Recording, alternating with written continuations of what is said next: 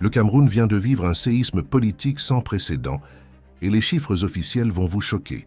Pendant que des millions de citoyens célébraient déjà une victoire dans les rues, le Conseil constitutionnel s'apprêtait à annoncer un verdict complètement différent qui allait diviser le pays en deux. Paul Biya remporte l'élection présidentielle avec 53% des voix contre 35% pour son challenger Issa Chiroma Bakary, qui s'était lui-même proclamé vainqueur quelques jours plus tôt. N'oubliez pas de laisser un like et de vous abonner à la chaîne pour ne rien manquer de nos analyses politiques exclusives. L'impensable vient de se produire dans un pays où le pouvoir semblait immuable depuis des décennies. Des soldats en uniforme, censés protéger le régime établi, ont pris une décision qui pourrait tout changer. Ils ont choisi de défier la hiérarchie militaire pour escorter un homme vers un lieu sûr. Cet homme n'est pas un général, ni un ministre du gouvernement en place. Il s'agit du leader de l'opposition qui revendique la victoire électorale face aux dirigeants nonagénaires.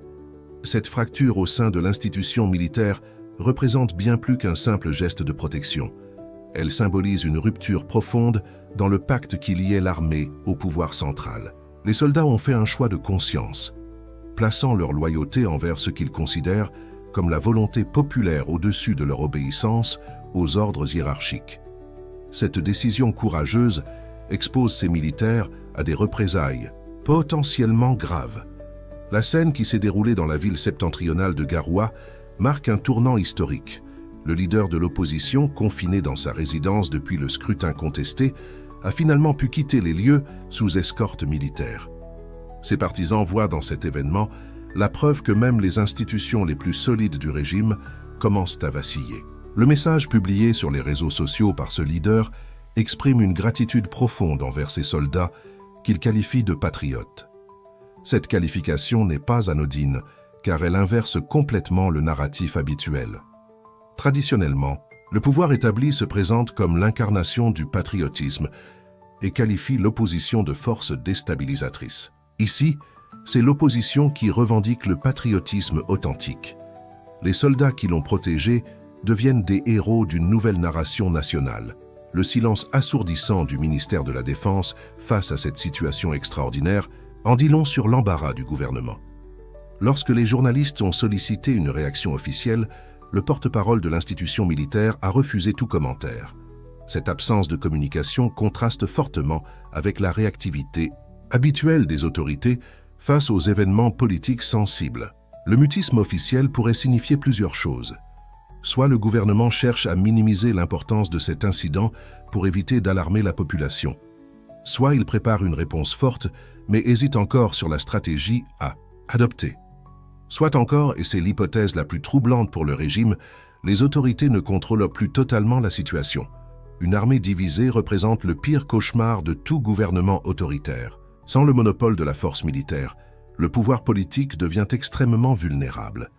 Cette protection militaire accordée aux leaders de l'opposition intervient dans un contexte explosif. Le pays traverse une crise post-électorale d'une intensité rare. Les rues de plusieurs villes ont été le théâtre de manifestations violentes après l'annonce des résultats officiels. Le Conseil constitutionnel a proclamé la victoire du président sortant, un homme qui détient le pouvoir depuis des décennies et qui est devenu le dirigeant le plus âgé de la planète en exercice. Cette longévité au pouvoir constitue en soi un record remarquable dans l'histoire politique mondiale contemporaine. Mais pour ses opposants, elle représente surtout une confiscation démocratique et un blocage complet du renouvellement politique. La proclamation de sa victoire a été perçue par une large partie de la population comme une manipulation flagrante de la volonté populaire. Les électeurs mécontents sont descendus dans les rues pour exprimer leur colère et leur frustration face à ce qu'ils considèrent comme un hold-up électoral. La répression qui s'est abattue sur les manifestants a choqué les observateurs, nationaux et internationaux. Des organisations de la société civile documentent méthodiquement les violences perpétrées par les forces de sécurité. Leurs rapports font état d'au moins 23 personnes tuées lors des affrontements avec les forces de l'ordre. Ce bilan humain tragique ne représente que la partie émergée d'une répression bien plus large. Plus de 500 personnes auraient été arrêtées et placées en détention. Beaucoup craignent pour leur sécurité physique dans les centres de détention. Les témoignages qui filtrent décrivent des conditions difficiles et des traitements dégradants. Les familles des détenus vivent dans l'angoisse, privées d'informations fiables sur le sort de leurs proches. Cette spirale répressive alimente la colère populaire au lieu de l'éteindre. Chaque arrestation, chaque violence policière renforce la détermination des opposants. Le pays producteur de pétrole et de cacao se trouve ainsi plongé dans une tourmente politique majeure. Ses ressources naturelles, qui devraient assurer la prospérité nationale, sont au contraire devenues une source de tension. La manne pétrolière et les revenus du cacao enrichissent une élite restreinte, pendant que la majorité de la population vit dans des conditions difficiles. Cette inégalité, criante dans la répartition des richesses nationales, nourrit un profond ressentiment populaire. Les électeurs aspirent à un changement de gouvernance qui permettrait une meilleure redistribution des bénéfices tirés de ces exportations lucratives. Le scrutin contesté représentait pour beaucoup l'opportunité d'opérer enfin cette transformation tant attendue. La frustration est d'autant plus intense que l'espoir d'alternance démocratique semble une fois de plus confisqué. L'escorte militaire dont bénéficie désormais le leader de l'opposition transforme radicalement les rapports de force. Jusqu'à présent, ce dernier était vulnérable, isolé dans sa résidence, à la merci d'une arrestation ou pire encore. La protection rapprochée assurée par des soldats loyaux change complètement la donne. Le régime ne peut plus l'appréhender, sans risquer un affrontement armé avec une faction de sa propre armée. Cette situation inédite crée une forme d'équilibre de la terreur au sein même de l'appareil sécuritaire de l'État.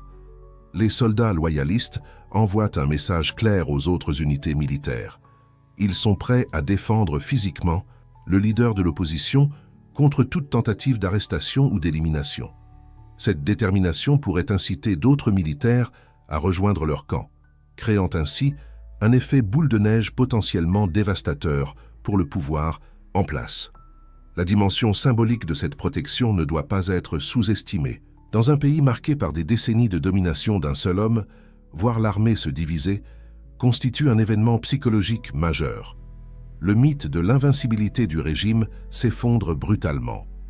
Les citoyens qui hésitaient à s'engager dans l'opposition par peur des représailles pourraient trouver dans cette fissure militaire l'encouragement nécessaire pour rejoindre le mouvement de contestation. La peur change de camp progressivement. Ce n'est plus seulement l'opposition qui tremble face à la puissance de l'État, c'est maintenant le pouvoir établi qui doit s'inquiéter de la fiabilité de son principal instrument de contrôle. Une armée divisée ne peut garantir la pérennité d'aucun gouvernement, aussi enraciné soit-il dans les structures du pouvoir. La stratégie de résistance adoptée par l'opposition prend une tournure aussi originale qu'efficace. Plutôt que de continuer à affronter les forces de sécurité dans des manifestations de rue sanglantes, le leader de l'opposition propose une forme de protestation radicalement différente. Il appelle ses compatriotes à un confinement volontaire de 3 jours, une grève générale totale qui toucherait tous les secteurs de l'économie nationale. Cette tactique du silence et de l'immobilité contraste avec les images spectaculaires de foules en colère affrontant les forces anti-émeutes. Mais sa puissance potentielle est considérable. En paralysant l'activité économique, les citoyens démontreraient collectivement leur rejet des résultats électoraux sans s'exposer directement à la violence répressive. Cette approche témoigne d'une maturité stratégique remarquable de la part du mouvement d'opposition. Elle reconnaît les limites de la confrontation directe face à un appareil sécuritaire prêt à tuer pour maintenir l'ordre établi. Le message vidéo dans lequel le leader de l'opposition lance cet appel vibre d'une intensité particulière. Sa voix porte la détermination de quelqu'un qui a franchi un point de non-retour psychologique. Il ne s'agit plus de négocier des aménagements ou des compromis avec le pouvoir en place. L'objectif affiché est maintenant de démontrer au monde entier que la population refuse massivement le résultat électoral proclamé. L'image d'un pays entièrement arrêté, figé dans un silence protestataire, possède une force de frappe médiatique considérable. Les médias internationaux ne pourraient ignorer un événement aussi spectaculaire. Les chancelleries étrangères seraient contraintes de s'interroger sur la légitimité d'un gouvernement rejeté de manière aussi massive par sa population. Cette dimension internationale de la stratégie est cruciale car l'opposition sait que le changement ne viendra probablement pas uniquement de la mobilisation interne. l'appel invite spécifiquement les commerçants à fermer leurs boutiques pendant toute la durée du mouvement. Cette demande vise un secteur économique particulièrement sensible. Les petits commerces constituent l'épine dorsale de l'économie informelle, qui fait vivre une grande partie de la population. Leur fermeture simultanée créerait un vide impressionnant dans le paysage urbain habituel. Les marchés déserts, les échoppes aux rideaux baissés, les artères commerciales vides enverraient un signal visuel puissant. Pour les commerçants eux-mêmes, la décision de participer n'est pas anodine. 3 jours sans activité représentent une perte financière significative pour des gens qui vivent souvent au jour le jour. Accepter ce sacrifice économique constitue donc un acte de résistance particulièrement courageux. Cela démontre que la soif de justice et de démocratie peut l'emporter sur les considérations matérielles immédiates. La suspension de toutes les activités professionnelles vise également les secteurs formels de l'économie. Les bureaux, les usines, les administrations seraient concernées par cet appel à l'arrêt total. Dans une économie moderne interconnectée, 3 jours d'inactivité complète génèrent des perturbations en cascade. Les chaînes d'approvisionnement se trouvent rompues. Les exportations de produits agricoles périssables subissent des retards qui peuvent les rendre invendables. Les services essentiels fonctionnent au ralenti ou s'arrêtent complètement. Cette paralysie calculée fait payer au pouvoir en place un prix économique pour son refus de reconnaître la volonté populaire. Les dirigeants qui tirent leurs revenus des taxes sur l'activité économique voient leur rentrée financière brutalement interrompue. Le message implicite est limpide. Sans le consentement du peuple, aucune économie ne peut fonctionner normalement. Rester à domicile dans le silence représente également une forme de deuil collectif. Le pays pleure la mort de son espoir démocratique. Les victimes de la répression post-électorale méritent ce temps de recueillement national. Leurs familles endeuillées trouvent dans cette immobilité générale une reconnaissance de leur souffrance. Le silence devient un hommage aux rêves brisés, aux vies fauchées, aux libertés confisquées. Cette dimension émotionnelle et spirituelle du mouvement ne doit pas être négligée. Elle transforme un acte de protestation politique en un moment de communion nationale autour de valeurs partagées. Les citoyens isolés dans leur foyer se sentent paradoxalement unis dans un projet commun. Cette solidarité invisible mais réelle constitue le ciment du mouvement. Elle forge une identité collective autour du rejet du système en place et de l'aspiration à un avenir différent. L'opposition affirme avec force que la véritable richesse d'une nation réside dans sa population active. Cette déclaration philosophique sous-tend toute la stratégie du confinement volontaire. Sans les travailleurs, sans les commerçants, sans les producteurs, l'économie n'est qu'une coquille vide. Les ressources naturelles du sous-sol restent inexploitées. Les infrastructures demeurent inutilisées. Les institutions gouvernementales tournent à vide. Cette reconnaissance du pouvoir économique détenu collectivement par les citoyens ordinaires représente une prise de conscience politique majeure. Elle inverse le rapport de dépendance habituellement perçu entre l'État et la population. Ce n'est pas le peuple qui dépend des largesses gouvernementales, mais bien l'État, qui ne peut survivre sans la collaboration active des citoyens. Cette révélation donne aux protestataires un sentiment de puissance qu'aucune répression ne peut complètement éteindre. La formulation de l'appel insiste particulièrement sur la nécessité d'un arrêt total et visible. Il ne suffit pas que les gens restent passivement chez eux. Ils doivent activement refuser toute participation à la vie économique normale. Chaque boutique fermée, chaque usine silencieuse, chaque bureau vide devient un acte de résistance conscient et délibéré. Cette transformation du quotidien en acte politique possède une dimension révolutionnaire. Elle démontre que la politique ne se limite pas aux élections et aux institutions officielles. Chaque geste économique, chaque transaction commerciale, chaque journée de travail possède une dimension politique latente. En refusant collectivement d'accomplir ces actes ordinaires, la population transforme son impuissance apparente en pouvoir réel. Le régime découvre avec effroi qu'il ne peut gouverner contre la volonté active d'une majorité de citoyens. L'objectif explicite est de montrer au monde entier l'ampleur du rejet populaire du résultat électoral. Cette dimension internationale de la stratégie révèle une compréhension sophistiquée des mécanismes du pouvoir à l'ère globalisée.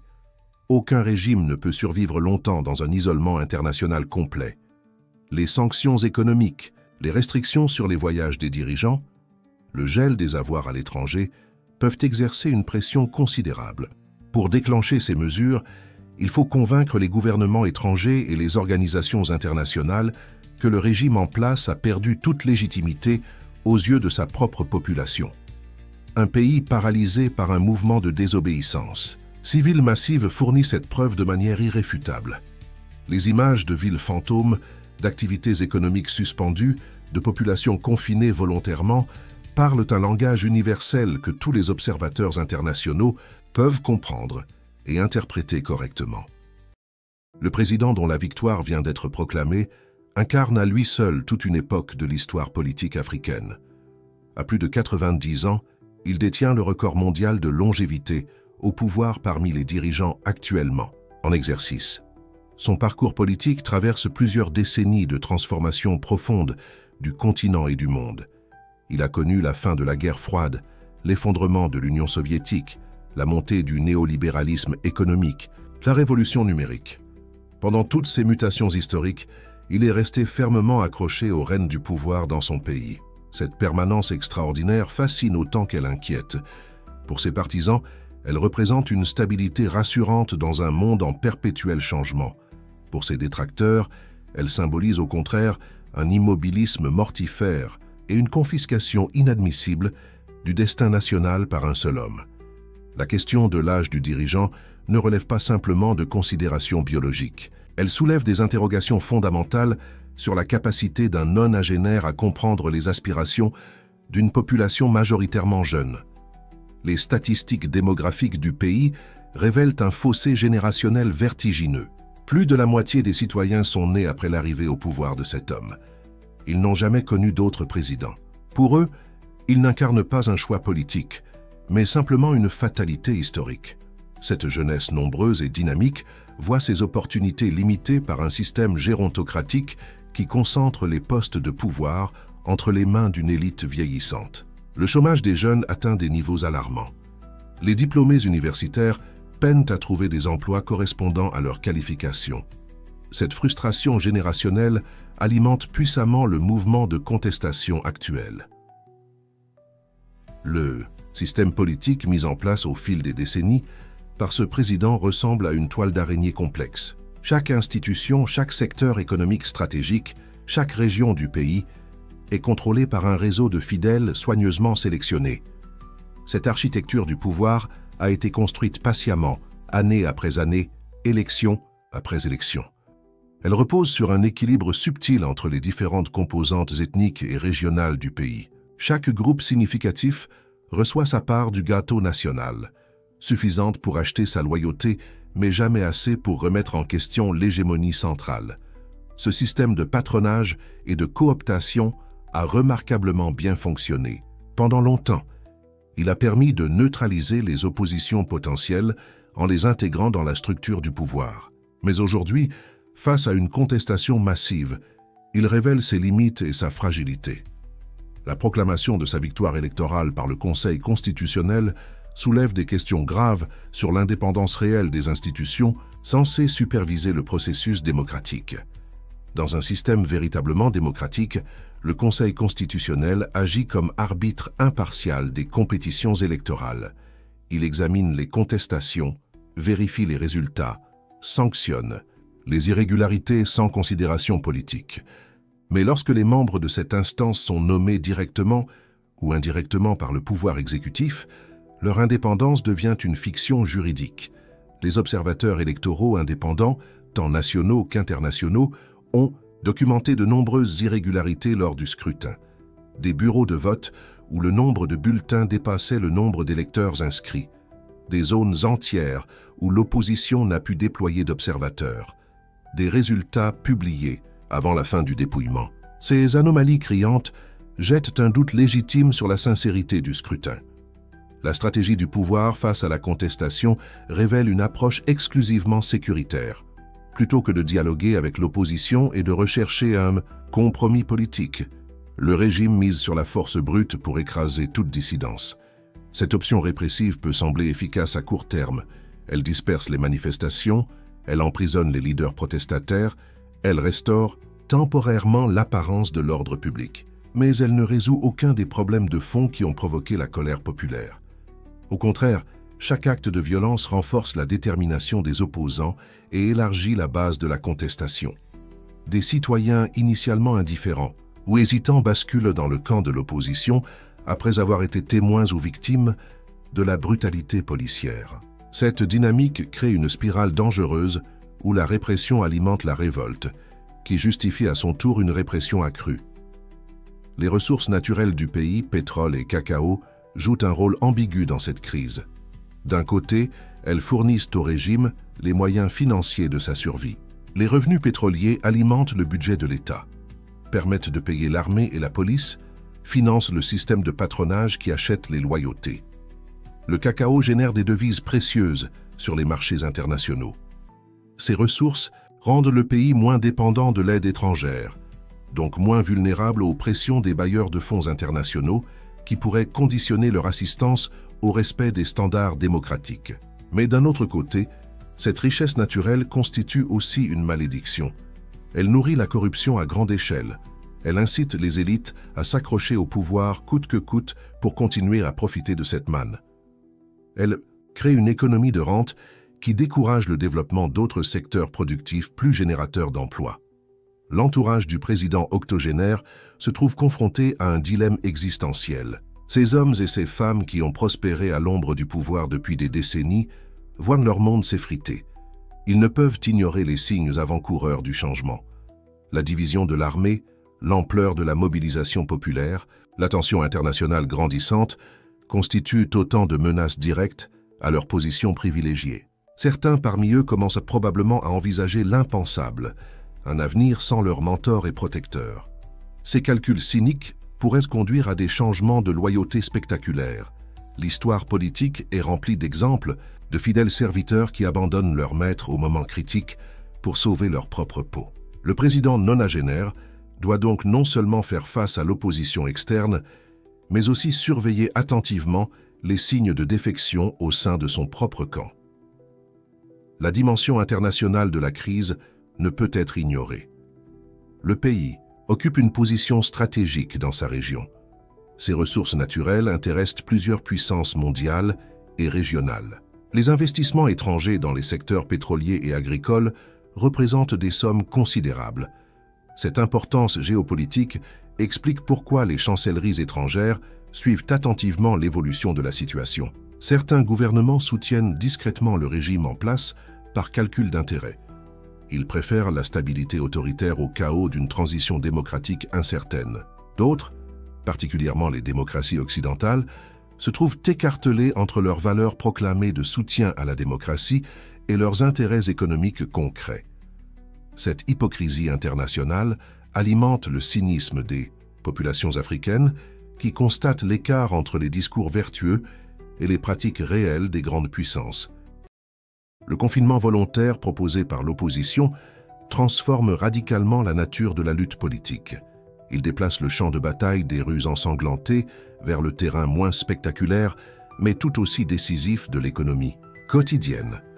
Cette stratégie repose sur une compréhension profonde des mécanismes qui font tourner une nation moderne. Sans la participation active de millions de citoyens accomplissant leurs tâches routinières, aucune économie ne peut fonctionner. Les camionneurs qui transportent les marchandises, les vendeurs de marché qui distribuent les produits alimentaires, les employés de banque qui traitent les transactions, les fonctionnaires qui maintiennent les services publics constituent les rouages indispensables de la machine économique nationale. Quand ces rouages cessent de tourner simultanément, tout le système se grippe. Cette paralysie volontaire représente l'arme ultime des faibles face aux puissants. Les commerçants qui ferment leurs boutiques pendant 3 jours font bien plus qu'un simple geste symbolique. Ils acceptent de perdre des revenus dont beaucoup dépendent pour leur survie quotidienne. Dans une économie où une large partie de la population vit dans la précarité, 3 jours sans revenus peuvent signifier 3 jours sans nourriture suffisante pour la famille. Cette dureté concrète de la résistance économique ne doit jamais être oubliée. Ceux qui acceptent ce sacrifice le font par conviction profonde que l'injustice subie collectivement justifie ce prix individuel. Ils parient sur le fait que, Quelques jours de privation pourraient conduire à des années de meilleure gouvernance et de prospérité partagée. Ce calcul rationnel entre coûts immédiats et bénéfices futurs distingue un mouvement de protestation mûr et stratégique d'une simple explosion de colère spontanée et désorganisée. La dimension psychologique de ce confinement volontaire mérite une attention particulière. Demander aux gens de rester chez eux dans le silence crée une atmosphère étrange et perturbante. Les villes habituellement bruyantes et animées se transforment en espaces fantomatiques. Cette transformation du paysage urbain produit un effet déstabilisant sur tout le monde, y compris sur les forces de sécurité et les représentants du pouvoir. L'absence de confrontation directe les prive de leur rôle habituel de maintien de l'ordre. Comment réprimer des gens qui ne manifestent pas dans les rues, mais simplement restent chez eux? Cette forme de résistance passive-agressive désarme littéralement les instruments traditionnels du contrôle social. Elle met en évidence l'impuissance finale du pouvoir coercitif face à une non-coopération massive et déterminée. Le timing de ce mouvement de confinement volontaire n'est pas laissé au hasard. Il intervient après des semaines de manifestations violentes qui ont épuisé physiquement et moralement les protestataires.